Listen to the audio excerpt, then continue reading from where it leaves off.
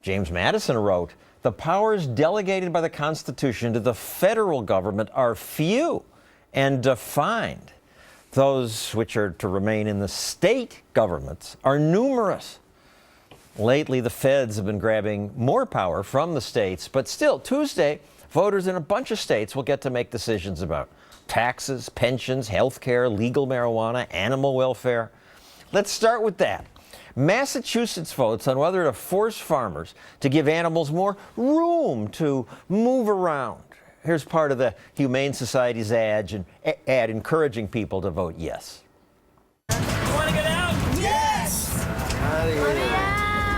No animals should have to live like that. Yeah, it looks cruel.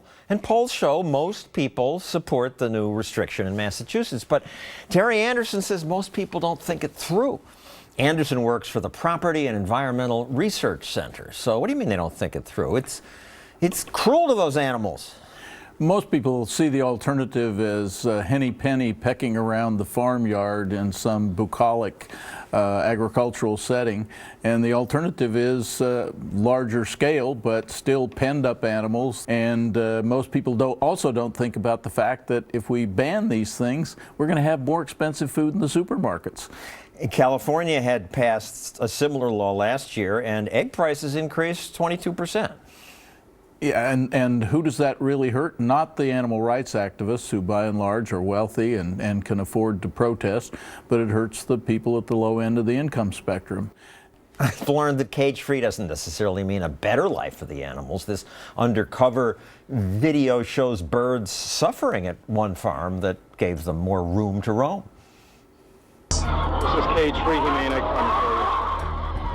It's starving birds tearing one another to pieces. Oh my God. Oh, Jesus Christ. If you give the animals more room, they have more room to fight. There's sometimes cannibalism.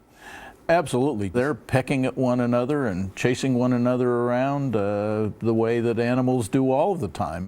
Voters in California Tuesday will decide whether to ban most plastic grocery bags. Proponents say the bags pollute, and too many people have become bag monsters like this ridiculous protester is trying to illustrate. Ban the bags! Ban the bags! Ban the bags! Now, polls show 45% of voters support the ban. Stores would be required to charge 10 cents for recycled, compostable bags. What's wrong with that? I think the first thing that voters need to understand is that stores love these. Think about what is the highest market. Yeah, they're lobbying for this measure. Of course. They get to sell a bag for 10 cents. They can't sell it for any less. They can't compete by selling it for less. And this is a bag that can't cost them a penny. Proponents say it'll reduce litter, protect the oceans, protect wildlife. Well, to start with the oceans, there is plastic in the oceans, but it's not from the plastic bags that people take their groceries home in. It's from nets and fishing gear that's out there.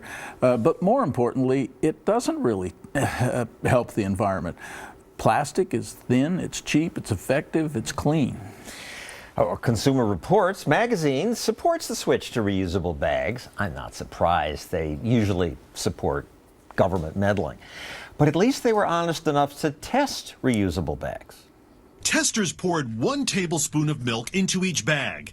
This one from Walmart leaked like a sieve. Another bag had a different problem. With this bag, the milk doesn't leak through out of the bag, but it kind of got absorbed into the lining. Now, they all say, wash your bag so you don't have that problem. But nobody does. Think E. coli, salmonella. Those are the things that lurk in those bags that people take to the store over and over again.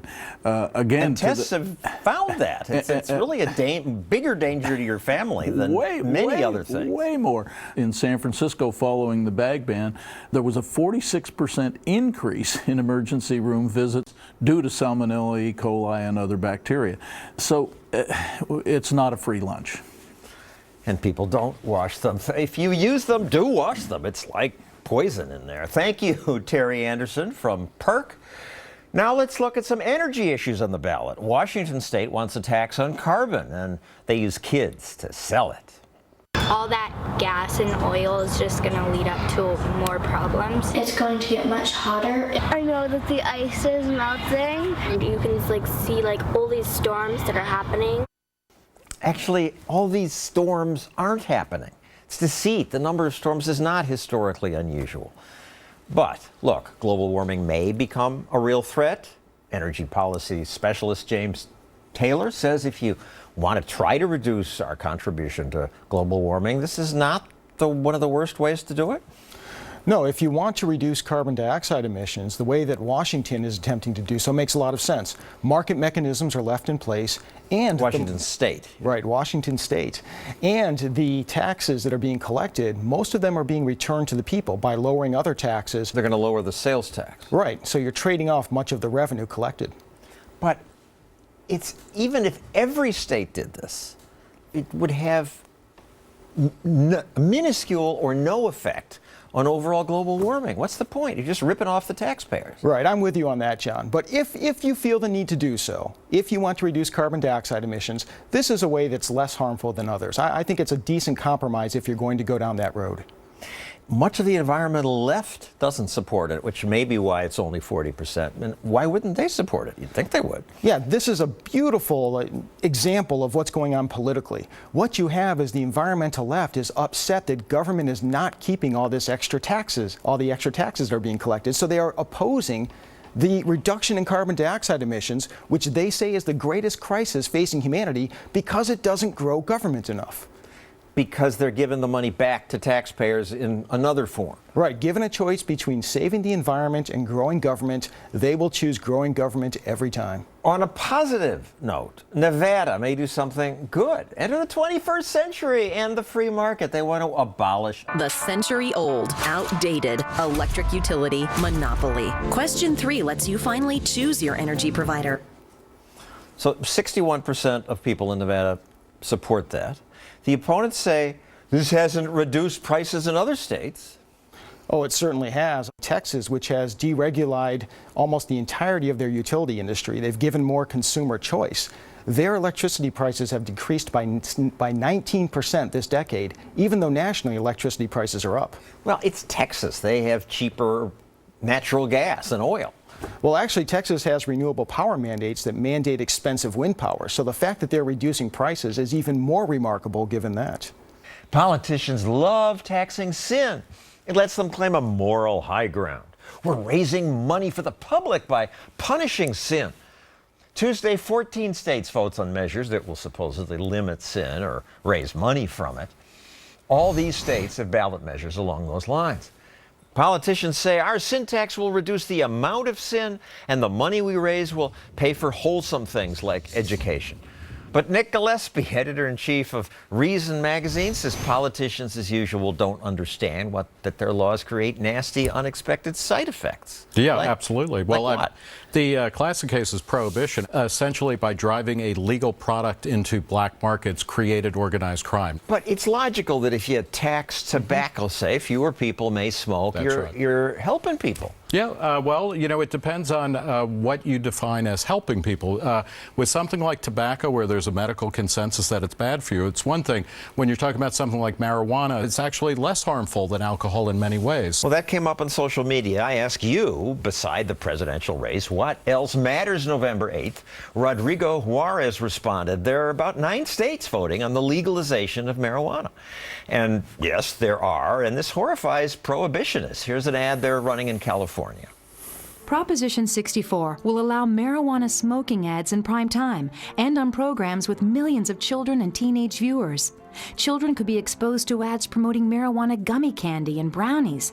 Kids are going to eat marijuana gummy bears. You know, it's going to happen in states like Colorado, which have legalized the sale of recreational marijuana. Even Reason's own drug policy researcher, Star Jacob Sullum, had a bad experience with an edible. But the point is that you don't base laws on adults predicated upon the possible effects on children. If that was the case, we would have no drugs, we would have no booze, we would have no anything. Supporters of legal weed funded ads narrated by the rapper Jay-Z. The war on drugs exploded the U.S. prison population disproportionately, locking away black and Latinos. The war on drugs is an epic fail. Epic fail. It seems like that ad is just a stupid epic fail, but it's true that we lock up so many more people now. Yeah, there are more arrests for marijuana than for anything else in the country. And in most states, in many states, it's been decriminalized. For anything else in the country? Well, yeah, to be caught with marijuana, that's the biggest category of arrests around the country. We have this chart that shows since the war on drugs how much incarceration rates have gone up.